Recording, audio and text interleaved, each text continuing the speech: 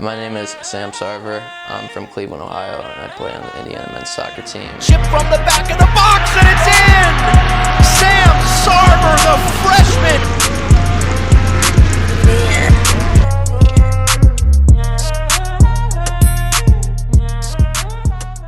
I actually grew up in Cleveland for a little bit, and then during my high school time, I went to 4 different high schools because I never lived with my family in high school.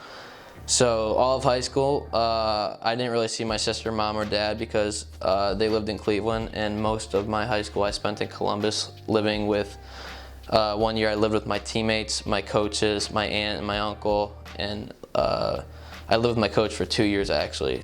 Sam attended a variety of districts, going to 4 different high schools in the span of 4 years before graduating from a high school in Columbus. So change was normal for Sam, but no matter what, the one thing that didn't change was his love for soccer. So apparently what my mom tells me is she was driving by with me in the back seat, obviously, and I looked over to my right or left and I saw a soccer field, and I was like, that looks really fun, just sign me up. And then here we are. Both my parents, they put a lot into it, and also one of my coaches put a heavy role into it.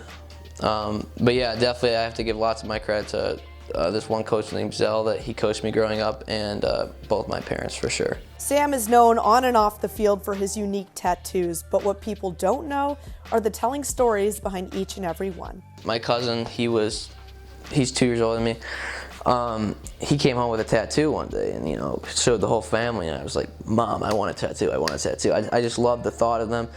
And I told myself, like, it's gonna be one tattoo, whatever, And so I got my first tattoo when I was 16, I went with my mom. And then one, it's like an addiction, like 1 turned into 2, and then 2 turned into, I loved how they felt, like how they made me feel. And just like the whole, it's like art, and every single one tells a story. So it's like my way of telling my story, like my life story through tattoos, and I just love the way they look too. The last one on the back of my calf was a father and his son holding hands, and the son has a little soccer ball in it because it represents me and my dad, and just like everything he did for me growing up, and like his role he had in soccer. Like he even built me a soccer field, like in our backyard. He has my dad's he's got the tractors, the pickup truck, all that. So he has a tractor, and he has what do you call it, like a digger thing on it. And he dug up our whole yard, and he put 2 goals, like wooden posts, and made it like my place. So like he's definitely had a special place in my heart for soccer. He tries to come to all my IU games. It's not an easy drive, it's like 6 hours. So he even tried to come to our scrimmages, and I was like, they don't mean anything. You don't have to be there. I won't take offense. Like they're just scrimmages, But he still wants to support, and he's always there for me. So I got a tattoo for him. Coming to Indiana was an adjustment for Sam, but the people by his side every step of the way during his first year as a Hoosier hold a special place in his heart. My first initial thoughts was like, wow, this is like insane. Like I've never had like a locker room like that to myself with my player picture on it, and it's like, just like all the support I would get, or like all these, people reaching out to me like, hey, like, I'm so proud of you. I'm gonna be watching all your games and stuff. And I think another piece that stuck out was just how helpful like our coaching staff was. Like, just whether they want to have you and the goalie stay 15 minutes after training just to work on some things you both need to work on or whatever. And I love our fans. So my first goal, I ran to them and celebrated with our student section. So I think that'll forever hold a place in my heart. It's just my first goal versus Xavier when we played them. And just the whole like aspect of it, like the atmosphere. It was, a Friday night, I think it was, and there's thousands of people there. And I ran to the fans because they play such a big role in our game, whether they realize it or not. Home field advantage is like a big thing, and when the fans are there and you can feel them, I just love that. So I think that'll for sure be up there. Even after the noise of the crowd is gone, your teammates will still be by your side, and that is how Sam formed a special bond with one of his older teammates, Nick Sessick. Something personal, I was dealing with a lot of mental health the first semester, which I talked about on social media and stuff, and Nick was just always like, over time we just grew a relationship where I could trust him, like it was confidential. He's like a big brother to me because I never had a big brother. Like I'm the big brother, so it was nice to have someone who's like older than me, so he's been through a lot more, like he's seen a lot more than I have. So he was always good for advice and stuff, and I knew he would never judge me with whatever issue I came with him to and stuff, and I think that helped me get through a lot of the season as well, just having someone like I could talk to, because once you step on the field, it's all your problems go away just for 90 minutes, which is nice.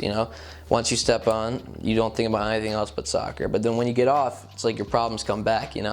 And so when they did, I would just always talk to Nick because we created that bond over time. I always looked up to, he graduated, he was our captain, Joe Schmidt. I looked up to him because I felt like our stories kind of connected. Me and him coincidentally played for the same club team at internationals in Cleveland, and just like how he went through a lot of coaches telling him he'll never play in college, he's too small, and he got here, and what I admire most about him is he redshirted his freshman year, so he didn't even play, and then now he became a captain at one of the best soccer schools you could go to. So just how over time his hard work little by little played off, and he was always the guy in training you would know he was willing to die on the field before he let up a goal. My mentality is just be the best teammate I can be, no matter if I'm on the field or off the field, in school, out of school, whatever.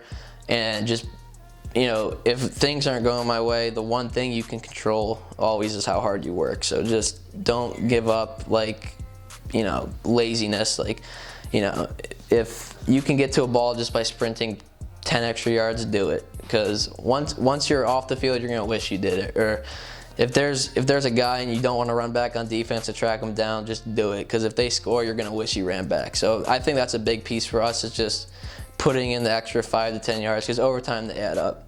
They really do. So my mentality is obviously score goals. I'm a forward, so do that. But outside of that, just be the best teammate I can be.